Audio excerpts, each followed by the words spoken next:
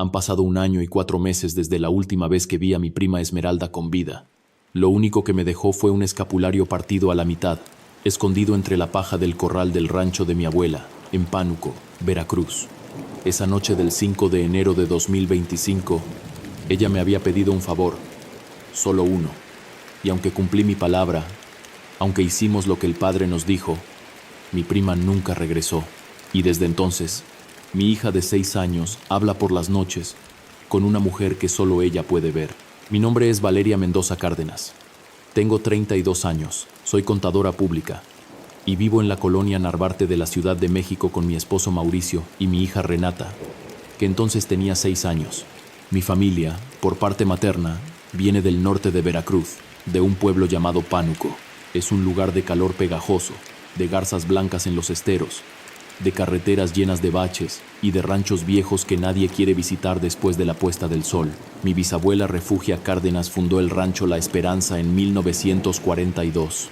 Cuando ella murió, lo heredó mi abuela Concepción, que falleció en abril de 2019.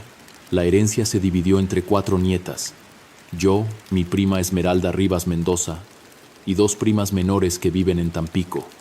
La Esperanza quedó cerrada casi todo el año. Nadie quería ir. Nadie hablaba de él en las reuniones familiares. Mi mamá siempre cambiaba el tema cuando alguien lo mencionaba. Esmeralda era 4 años menor que yo, 28 cuando me llamó. Trabajaba como maestra de primaria en Ciudad Madero. Era la hija mayor de mi tía Imelda, la hermana mayor de mi mamá. Esmeralda y yo crecimos juntas durante los veranos en La Esperanza cuando éramos niñas. Construíamos casitas con piedras en el patio, perseguíamos gallinas. Escuchábamos los cuentos que mi abuela contaba en la cocina mientras hacía gorditas de manteca. Esmeralda siempre fue más sensible que yo.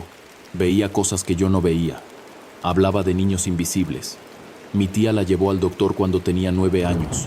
El doctor dijo que era imaginación. Mi abuela, en cambio, le ataba un escapulario en la muñeca y le decía: no mires hacia los corrales después del rezo de las 6. La llamada llegó la noche del 3 de enero de 2025. Yo estaba lavando los platos después de la cena. Mauricio veía las noticias en la sala. Renata ya dormía.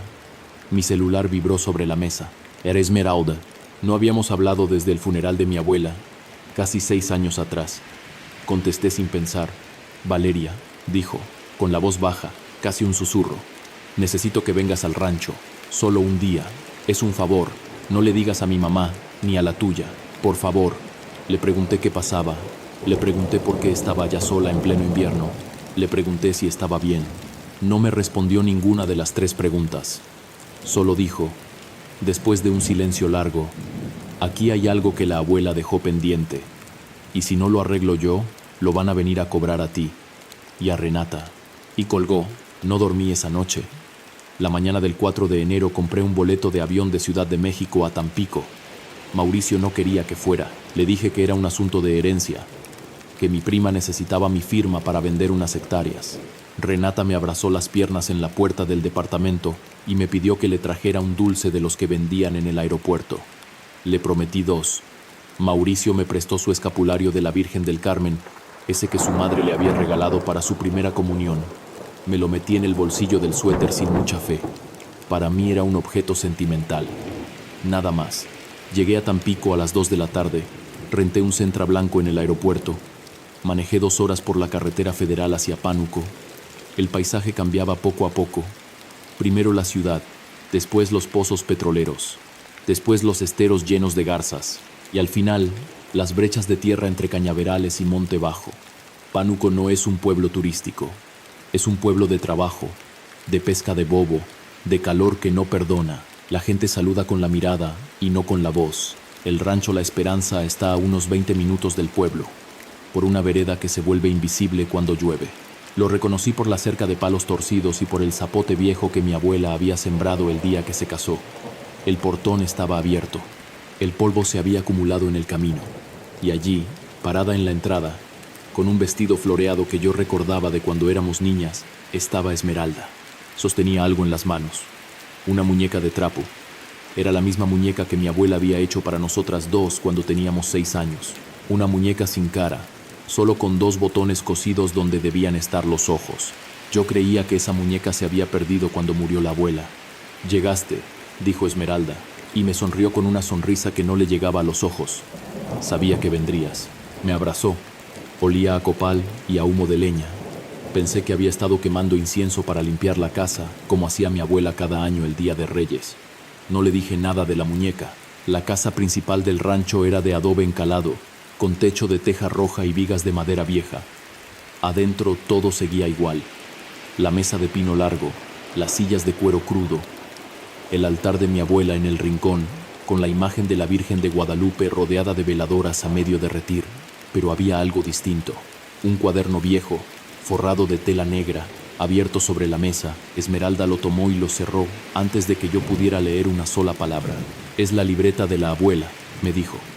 La encontré escondida adentro del colchón el mes pasado, cuando vine a sacar fotos para el inventario de la herencia. Tienes que leerla. Pero primero, comamos. Hice frijoles con epazote. Comimos en silencio. Yo no tenía hambre. Esmeralda apenas tocó su plato. El reloj de pared marcaba las 7 de la tarde. Afuera ya estaba oscuro. La luz del foco amarillo del comedor parpadeaba cada cierto tiempo. Esmeralda, le dije al fin, dime qué está pasando y dime la verdad. Tu mamá cree que estás en Madero. Mi mamá no sabe que estoy aquí. Estamos solas. Aquí, en un rancho que nadie cuida desde hace 6 años. En una noche de enero, en medio de Pánuco. Dime para qué me hiciste venir. Mi prima me miró. Sus ojos estaban más oscuros de lo que yo recordaba, como si una sombra le hubiera entrado por la pupila. La abuela me empezó a soñar hace 2 meses, vestida de luto, parada en el corral, y todas las noches me dice lo mismo: tienes que regresar lo que tu bisabuela se llevó. Yo no entendía, pensé que era el luto, el duelo retrasado, hasta que encontré esa libreta. Abrió el cuaderno. La letra de mi bisabuela Refugia era pequeña y apretada. En la primera página había una fecha, 14 de septiembre de 1947, y debajo, escrito con tinta café, decía: hoy hice el cambio, que Dios me perdone, porque ninguna otra madre podrá. Esmeralda pasó las hojas despacio. Había nombres, fechas, y un dibujo a lápiz de 2 bebés, uno marcado con una cruz, el otro con un círculo. La bisabuela tuvo 4 hijos, me dijo Esmeralda. Eso ya lo sabíamos. Lo que no sabíamos es que el cuarto, una niña, nació muerto, y que esa noche del 14 de septiembre del 47, ella hizo un pacto con alguien que vivía en el cerro detrás del rancho. Entregó el cuerpo de su bebé muerta y se llevó a otra niña, una niña viva, una niña que no era de ella. Sentí frío, frío de adentro, no de afuera, y esa niña viva era mi abuela, Concepción, nuestra abuela. Esmeralda cerró la libreta. Nuestra abuela no era hija de la bisabuela Refugia, era la hija de una tlahuelpuchi del cerro. La bisabuela la cambió por su bebé muerto para que la tlahuelpuchi no atacara el rancho. Y el pacto decía que, cuando llegara el momento, la familia de la tlahuelpuchi vendría a cobrar, una niña por una niña. La menor de la 4ª generación. Esmeralda señaló el dibujo de la libreta. El círculo decía C, Concepción, nuestra abuela. Yo soy la 4ª generación y soy la hija menor de mi mamá. La cuenta es conmigo. Me quedé sin palabras. Quise reírme. Quise abrazarla y decirle que necesitaba descansar, que mi abuela había muerto y eso le había roto algo por dentro. Pero antes de que pudiera abrir la boca, escuchamos el primer ruido sobre el techo. Algo grande, algo con alas, algo que caminaba sobre las tejas. El ruido duró casi 1 minuto. Pasos lentos, pesados, como si una persona caminara sobre las tejas. Pero ningún humano podía estar allí arriba. La casa tenía 5 metros de altura y las tejas eran viejas, frágiles. No aguantaban el peso de un hombre adulto. Yo lo sabía porque cuando teníamos 12 años, un primo nuestro se subió a recuperar una pelota y se cayó. Le tomó 3 meses recuperarse. Cuando los pasos se detuvieron, Esmeralda no se movió. Estaba sentada frente a mí, con las manos cerradas sobre la libreta de la bisabuela. Me hizo una señal con los ojos. Apagó la lámpara de aceite. La cocina quedó iluminada solo por las veladoras del altar de la Virgen. Si quiere entrar, va a entrar por la chimenea, dijo Esmeralda, en voz tan baja que apenas la escuché. Por eso la abuela siempre la tenía tapada con un trapo bendecido. Pero el trapo se cayó hace 2 semanas. Lo vi cuando llegué. Le pregunté qué era esa cosa. ¿Quién era? Si era lo mismo de la libreta. Sí, respondió. Se llama Crescencia. Es la hermana mayor de nuestra abuela, la verdadera hija de la Tlahuelpuchi del Cerro. La bisabuela Refugia la mató esa misma noche del 47, antes de hacer el cambio. La enterró bajo el pozo seco del patio, y nunca le dio sepultura sagrada. Por eso Crescencia no descansa, por eso viene a cobrarse, y por eso ahora yo escucho su voz todas las noches desde que abrí esa libreta. Yo no quería creerle, pero la libreta estaba ahí, abierta, con la letra de mi bisabuela diciendo que Dios me perdone, y los pasos sobre el techo habían sido reales, tan reales que yo había sentido el polvo de las tejas caerme sobre la cabeza. Esmeralda, le dije, agarrándole la mano, tenemos que salir de aquí. Ahora. Manejamos a Pánuco, dormimos en un hotel, y mañana mismo llamamos al padre. Negó con la cabeza, lentamente, como si estuviera muy cansada. Si nos vamos ahora, va a seguirnos, y va a llegar primero a tu casa, a Renata. La cuenta no se cancela hasta que se paga, prima. Por eso te pedí venir. Necesito que estés aquí mañana en la noche de Reyes. La bisabuela hizo el pacto la noche del 14 de septiembre, pero el cobro siempre se hace la noche del Día de Reyes. Lo dice la libreta. Y mañana es 6 de enero. Mañana es la noche. Sentí náusea. Pensé en Renata durmiendo en su cama en la Narvarte, abrazando su conejo de peluche. Pensé en Mauricio. Pensé en mi mamá. Saqué el celular para llamarla. No había señal. En el rancho no entra señal después de las 7 de la noche, dijo Esmeralda, sin sorpresa. Mañana en la mañana podemos ir al pueblo, pero ahorita no. Esa noche no dormí. Esmeralda me dio el cuarto de mi abuela, el que tenía la cama de fierro con el respaldo en forma de corazón. Yo me acosté con la ropa puesta, con los zapatos puestos, con el escapulario de Mauricio apretado en la mano. Cada 20 minutos escuchaba un ruido nuevo, un golpe en la pared del corral, un canto de pájaro que sonaba mal, demasiado grave, un silbido en el zapote del patio. Esmeralda dormía en el cuarto de al lado, o eso creía yo. A las 3:30 de la mañana escuché su voz murmurando algo en un idioma que no entendí. No era español, no era inglés. Sonaba como una mezcla de náhuatl y otra cosa más antigua. Apreté los ojos, no me atreví a levantarme. A las 6 de la mañana del 5 de enero salí al patio. El sol apenas empezaba a aclarar el cielo. Esmeralda estaba parada junto al corral, descalza, con el vestido floreado todavía puesto. Me acerqué, y entonces vi lo que estaba mirando. 2 gallinas muertas, acomodadas con las patas hacia arriba, el pecho abierto, las vísceras intactas, pero sin nada de sangre, como si alguien les hubiera sacado la sangre con una pajita. Esmeralda no lloraba, no estaba sorprendida. Está acercándose, dijo. Esto es solo aviso. Esta noche, prima, esta noche. Yo decidí en ese momento que no iba a esperar a ver qué pasaba. Le dije que íbamos a Pánuco ahora mismo, a buscar al padre de la parroquia. Esmeralda aceptó. Subimos al Centra. Manejé como pude por la vereda. Llegamos al pueblo a las 9 de la mañana. La parroquia de Pánuco es pequeña, pintada de blanco con detalles azules. El padre Esteban Robledo tenía como 60 años, calvo, con los lentes siempre torcidos. Cuando le contamos lo que había pasado, no se rió. No nos dijo que era imaginación. No nos mandó al doctor. Solo bajó la mirada, se persignó 3 veces y dijo: he oído de los Cárdenas, del rancho La Esperanza.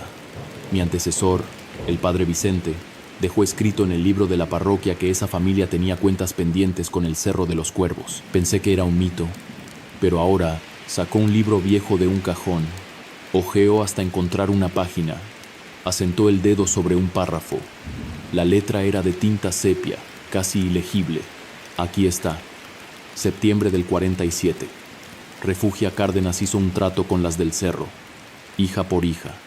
El padre Vicente le negó la confesión hasta que la viera limpia, pero ella nunca volvió a la parroquia. Murió sin sacramentos en 1968. El padre Esteban cerró el libro.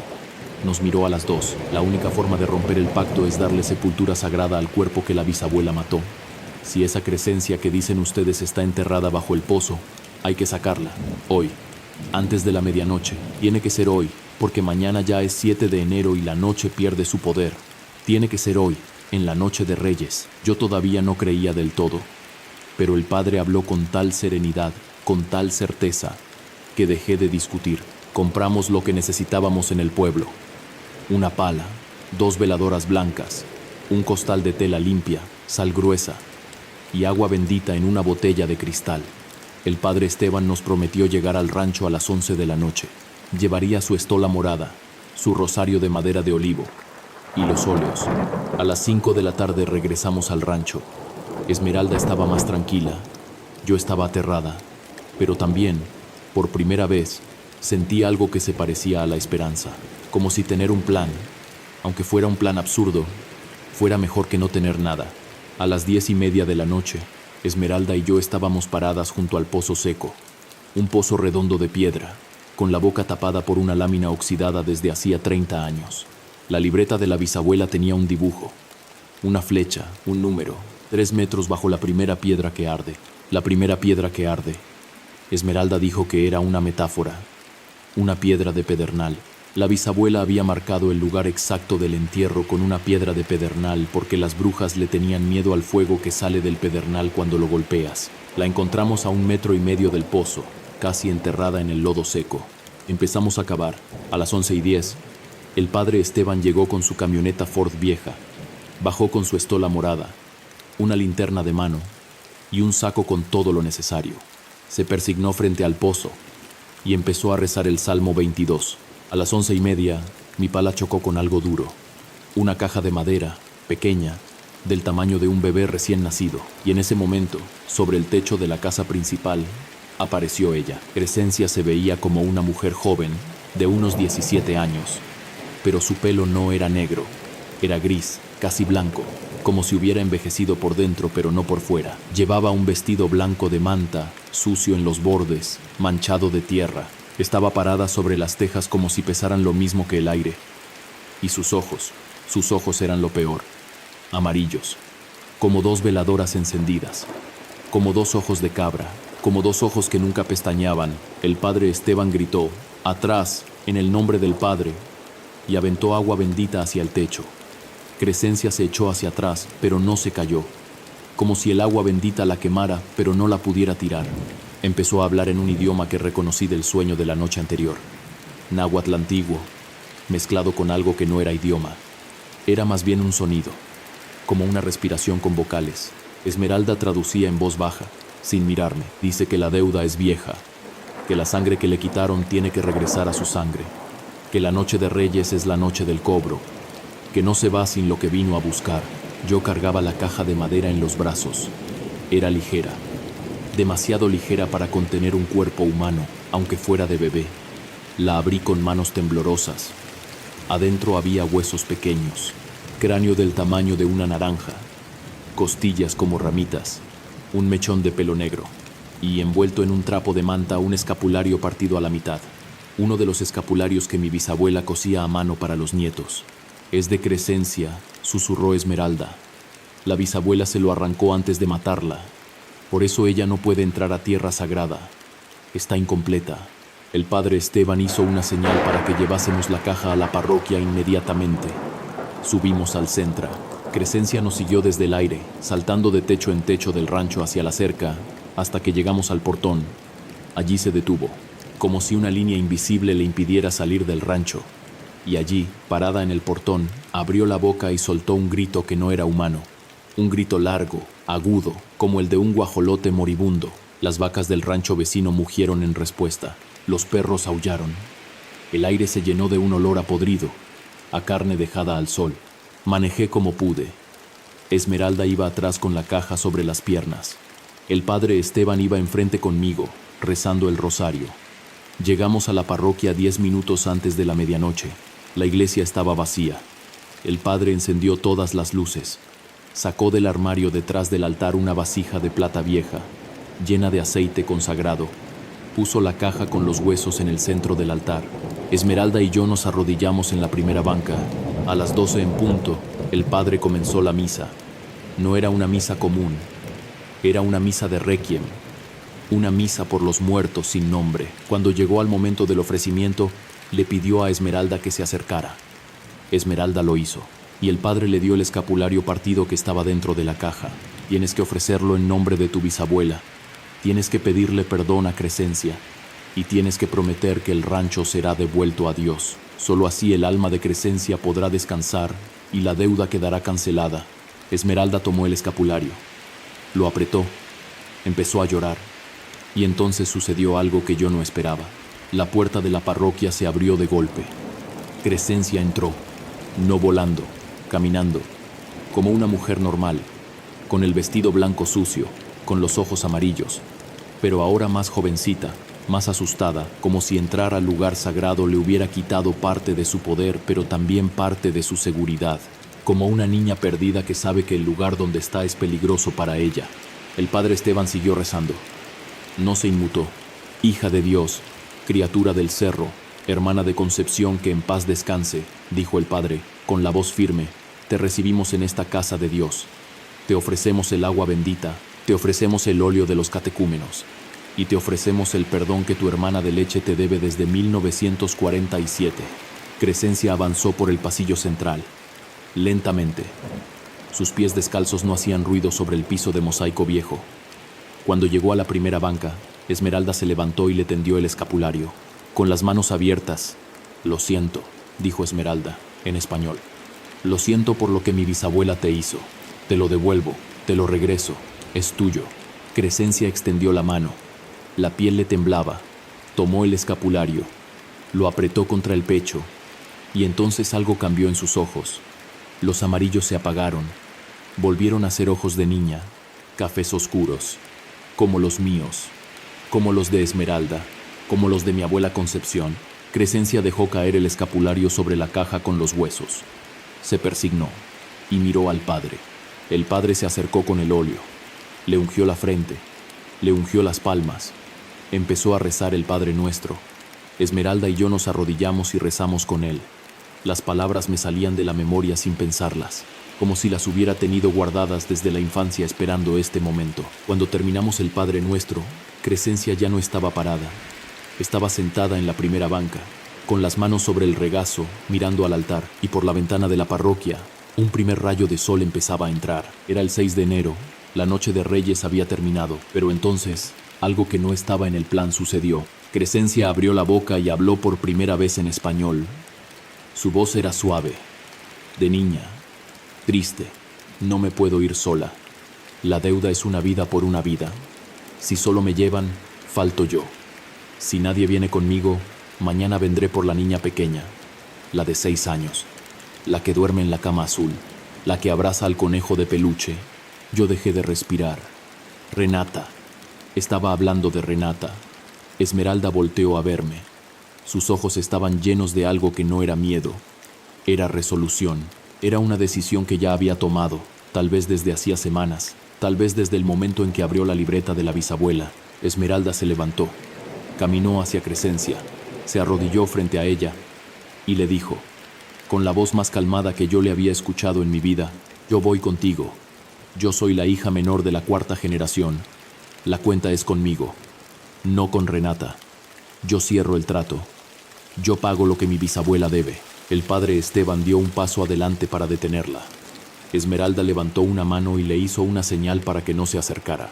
Padre, déjeme. Esto ya lo decidí. Lo decidí cuando le pedí a Valeria que viniera. Yo no quería testigos. Quería a alguien que después le pudiera contar a mi mamá lo que pasó y que cuidara a Renata. Mi prima Valeria es la única que puede hacer las dos cosas. Quise levantarme, quise gritar, quise correr hacia ella, agarrarla, sacarla de ahí, pero algo me detuvo. No fue miedo, fue una certeza fea, una certeza que me hizo entender que Esmeralda tenía razón, que mi hija estaba a salvo solo si mi prima daba este paso, y que si yo intervenía, todo se rompería y la deuda se trasladaría a la siguiente persona menor de la familia, a Renata. Cuando supe eso, supe también algo más, algo que llevo dentro como una piedra desde aquella madrugada. Supe que yo, en ese momento, decidí no detenerla, no por valentía, no por amor, por miedo, por proteger a mi propia hija, y eso es algo con lo que vivo todos los días. Crescencia tomó la mano de Esmeralda. Las dos se levantaron juntas. Caminaron por el pasillo central de la parroquia, agarradas de la mano como dos hermanas. Hacia la puerta principal, el sol empezaba a entrar con más fuerza. La luz era dorada, los pájaros cantaban afuera. Era un 6 de enero como cualquier otro, y mi prima Esmeralda Rivas Mendoza, de 28 años, maestra de primaria en Ciudad Madero, caminaba hacia la salida de una parroquia rural de Pánuco, Veracruz, agarrada de la mano de una mujer que llevaba muerta desde 1947. Llegaron al portón. Esmeralda volteó hacia mí. Me sonrió. Una sonrisa pequeña. Una sonrisa de despedida. Cuídala mucho, prima. Cuida a Renata. Cuéntales a mi mamá y a la tuya que las quiero. Y diles que no regresen al rancho. Nunca. Y salió. Junto a Crescencia, hacia el sol del 6 de enero, yo me quedé de rodillas. El padre Esteban se sentó a mi lado en la banca. No habló. No trató de consolarme. Solo me puso una mano en el hombro y rezó, lentamente, por las dos, por la que se iba y por la que se quedaba. Cuando salí de la parroquia, una hora después, no había rastro de Esmeralda en el patio, ni en la calle, ni en el camino al rancho. Su mochila seguía en la mesa de la cocina del rancho La Esperanza, su celular, su credencial de elector, las llaves del Tsuru que había manejado desde Madero, todo, como si solo se hubiera ido a caminar y fuera a regresar en cualquier momento. Pero no regresó. Manejé al pueblo. Reporté a Esmeralda como desaparecida en la presidencia municipal. Hicieron acta. Pidieron foto. Llamaron a Tampico.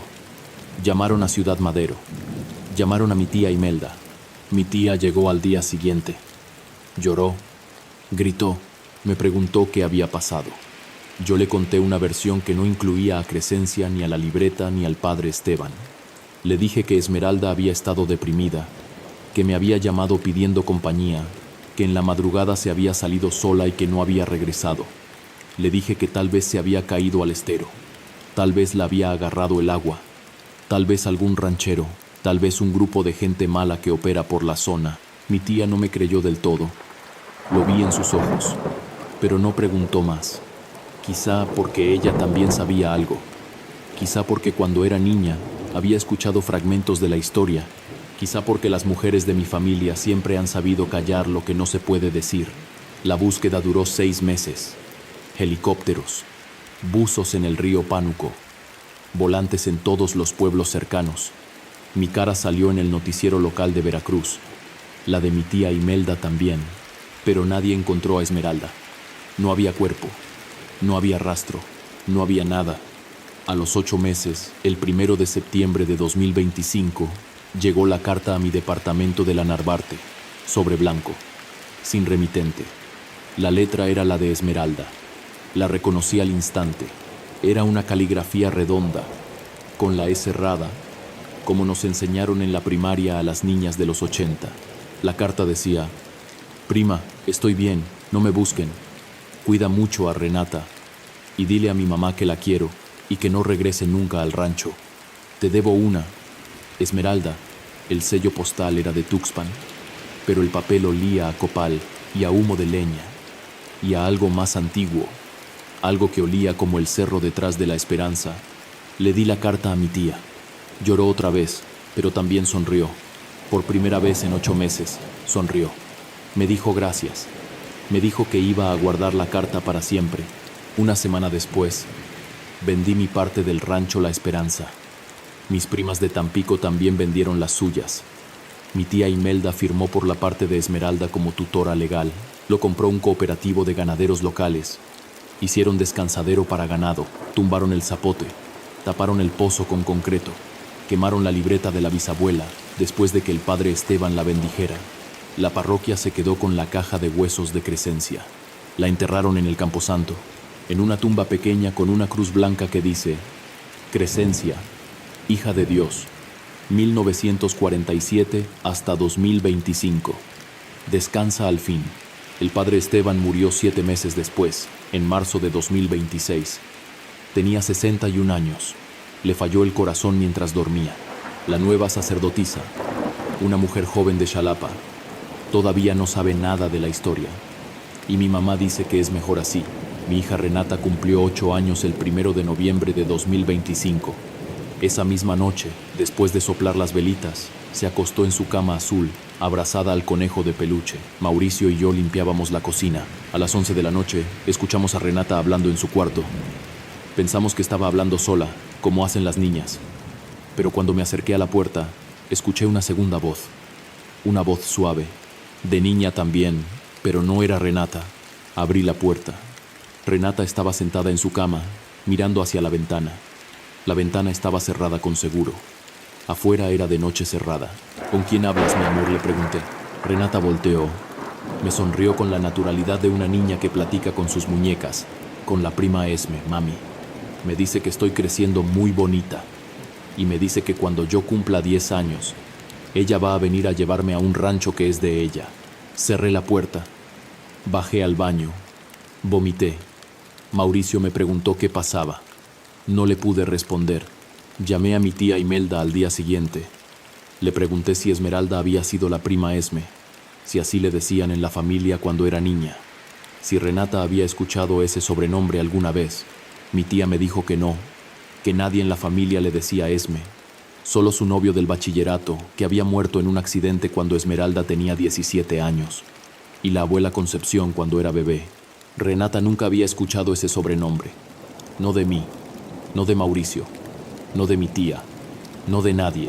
Han pasado 6 meses desde esa noche. Cada 15 días, más o menos, Renata habla con la prima Esme antes de dormir. Le hemos llevado con psicóloga infantil, le hemos llevado al pediatra, le hemos puesto un rosario debajo de la almohada, hemos colgado escapularios en la ventana, le hemos cambiado el cuarto a uno que da hacia el sur, no hacia el oriente, porque el oriente es donde sale el sol y donde dicen que se abre la puerta entre los dos mundos al amanecer. Nada ha funcionado. Renata cumple 10 años el 1 de noviembre de 2027. Faltan 1 año y 6 meses. Y no sé qué voy a hacer cuando llegue esa noche. Esa es mi historia. La cuento ahora, en mayo de 2026, porque mi prima Esmeralda me visitó en sueños hace 4 noches. Me dijo que era hora de contarlo, que tal vez si alguien más allá afuera sabe la historia, alguien me pueda ayudar. Alguien que haya vivido algo parecido. Alguien que sepa qué hacer cuando una niña pequeña empieza a hablar con un muerto que es de tu propia familia. Si tú estás escuchando esto en alguna noche cualquiera, en alguna parte del norte de Veracruz, o en algún rancho viejo de la Huasteca, o en alguna ciudad lejos de allá, y crees haber escuchado de la familia Cárdenas de Pánuco, o de un rancho llamado La Esperanza, o de una mujer joven llamada Crescencia que se aparecía en los techos hace décadas, por favor, déjame un comentario abajo. Cualquier información puede servir. Cualquier voz, amiga. Si esta historia te ha tocado, si te ha erizado la piel, si te has acordado de alguien de tu propia familia mientras la escuchabas, dale me gusta y suscríbete al canal. Activa la campanita para que el algoritmo te avise cuando suba el siguiente relato. En este canal contamos historias reales de rancheros, de abuelas, de pueblos olvidados de México. Historias que la gente ha querido guardar bajo el adobe y la cal, pero que alguien tiene que contar. Si tú tienes una historia similar, una historia de tu abuela, de tu bisabuela, de tu prima, de tu tía, una historia de un rancho, de un pueblo o de una deuda vieja que la familia nunca quiso explicar, escríbela en los comentarios. Léeme. Léanlos todos. Tal vez la cuente en el próximo video. Tal vez nos ayude a entender qué es lo que les espera a las hijas pequeñas de las cuartas generaciones. Hasta la próxima. Y si tu hija está dormida, ve a verla. Asegúrate